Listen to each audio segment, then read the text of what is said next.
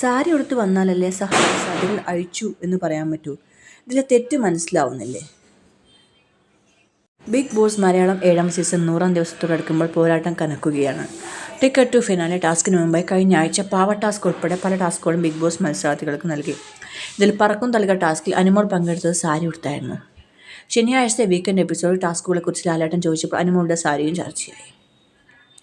ഈ സമയം അക്ബർ പറഞ്ഞ ഡയലോഗും അതിനോട് മോഹൻലാൽ പ്രതികരിച്ച വിധവും സമൂഹ മാധ്യമങ്ങളിൽ ചർച്ചയാവുന്നുണ്ട്. ബോളുകൾ പിടിച്ചെടുക്കേണ്ട ടാസ്ക് ആയിരുന്നു അത്.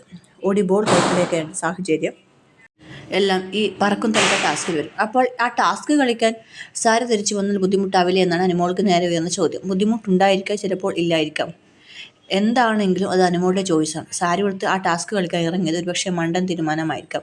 എന്നാൽ അക്ബറിൽ നിന്ന് വന്ന പ്രതികരണം അനാവശ്യമായിരുന്നില്ലേ എന്നാണ് ചോദ്യം ഉയർന്നത്. സാരി ഉടുത്ത് വന്നാലല്ലേ ലാലേട്ട മത്സരാർത്ഥികൾ സാരി അഴിച്ചു എന്ന് പറയാൻ പറ്റുള്ളൂ എന്നായിരുന്നു അക്ബറിൻ്റെ വാക്കുകൾ. പാവ ടാസ്കിനിടയിൽ എല്ലാം അക്ബറിനെതിരെ അനുമോളിൽ നിന്ന് മോശം പരാമർശം ഉണ്ടായിരുന്നു. ബസ്സിൽ നിൽക്കുന്നത് പോലെയാണ് തോന്നുന്നത് എന്നുൾപ്പെടെ അനുമോൾ പറഞ്ഞതിന് എതിരെ വിമർശനങ്ങളും വന്നിരുന്നത്. ടാസ്കിനിടയിലെ ഉന്തിനും തള്ളിനിടയിലാണ് അനുമോൾ അങ്ങനെ പറഞ്ഞത്. അക്ബറിനത് പ്രകോപിപ്പിച്ചിട്ടുണ്ടാകും. ഫിസിക്കൽ ടാസ്കുകളിൽ ആണും പെണ്ണും എന്ന വ്യത്യാസമൊന്നുമില്ല എന്ന് അനുമോൾ മനസ്സിലാക്കുകയും വേണം.